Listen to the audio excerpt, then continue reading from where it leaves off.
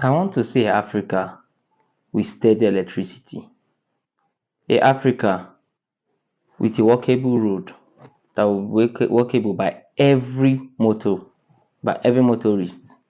I want to see Africa with a full security that doesn't face the fear of insecurity. I want to see Africa where people go to school and come out to get good jobs, and some even create the jobs. I want to see Africa with good water supply to each house. I want to see Africa where they don't need to fight against each other or kill each other because of a god or a prophet or whatever religious belief they have. I want to see a Africa that will fight with the last drop of their blood to defend the land. A Africa that will fight to the last drop of their blood to defend the ancestral land that they has when it is being attacked or is about to be taken by someone else or by an intruder. No matter who that intruder is, even if it's a fellow African. Yes, that's what I want to see. A Africa where the mentality of the people will be on growth and not based on a particular religious perspective. An Africa where they will believe the leaders are to be held accountable, not prayer or God or the devil should be held accountable. A Africa with no strikes. A Africa where a big organization and top organization works with no strike, that doesn't experience strike. An Africa where a child will go into school, high institution, from his 100 level to his 400 or 500 level, there will never be any strike. That's the Africa I want to see. In some part of the north currently now, in some part of the northern Nigeria, up to 3 to 4 states, sorry, they have been blackout for the past 72 hours plus. More than 72 hours, blackout. What happened? They say the power holding company went on strike, which is the Kaduna Electric. The Kaduna Electric that is in charge of supplying light to these 3 to 4 states. What's the reason for the strike? The reason for this strike is that the organization is about to fire 900 staffs.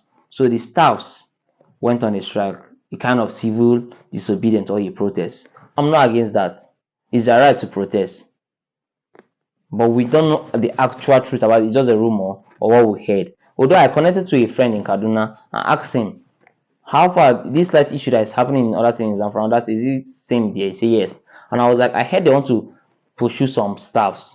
The guy told me, the friend of mine told me that the people they want to pursue are ghost workers.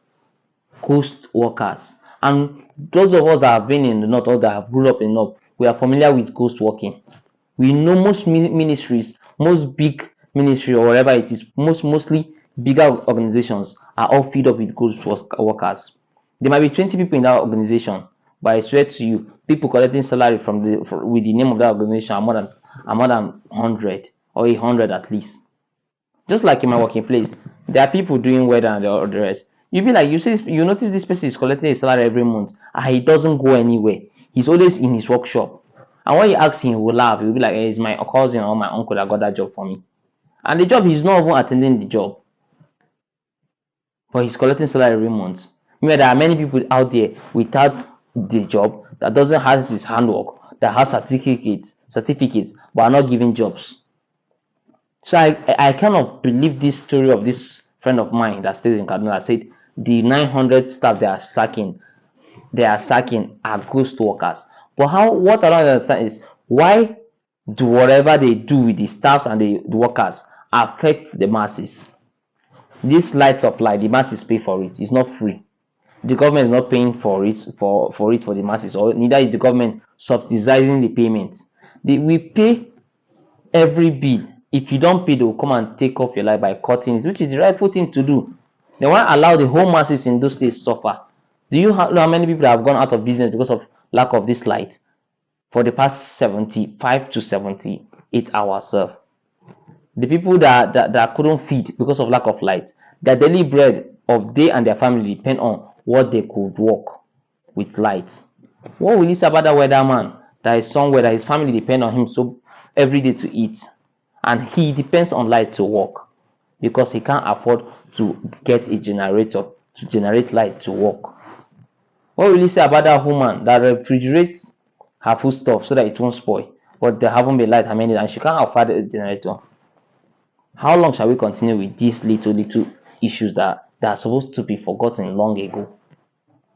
Whatever the company has whatever issue the company has with its staffs, it should be something they could resolve without making it to affect the masses. Whereas those masses are actually paying for what they are giving. Instead, they are even paying for what they couldn't see, because sometimes we pay bills that we don't even see the light.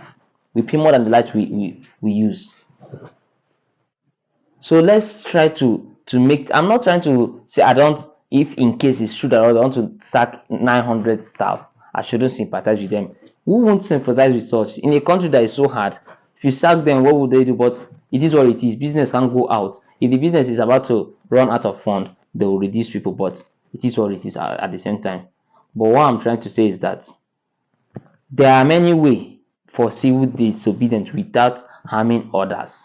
What do you say with people in hospitals that should be operated?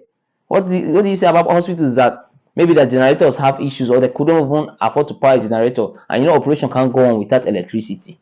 There are many things to be put at stake. That's why I say I want to see an Africa with steady electricity. Electricity is key.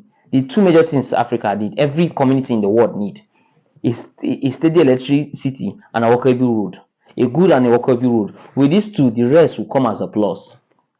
With these two, economy will strive, businesses will thrive, healthcare centers will strive. What have you? Companies will strive. Both things that you don't think will strive will actually strive with these two things, because you need the road to move your goods and proper and whatever it is, equipment. You need light to make things move on. There are other ways these people could go about this light issue without suffering the masses. They could decide, okay, as a workers, we will go on civil disobedience of not cutting anybody's light, not going to even regulate the light till the company sort out the whole issue. We can do better as a people. Let's stop acting dumb. We can do better. We can actually do better. So please follow me on TikTok, me call your 123, on Facebook, some Kelechuku Amuzi. And like I said the last time, we now have a YouTube channel. So please check out my channel, subscribe, like, comment, and share at Mikoyo Talks. Mikoyo Talks. The Mikoyo Miyoko Talks. TALKS Talks. Thank you and see you next time. Bless.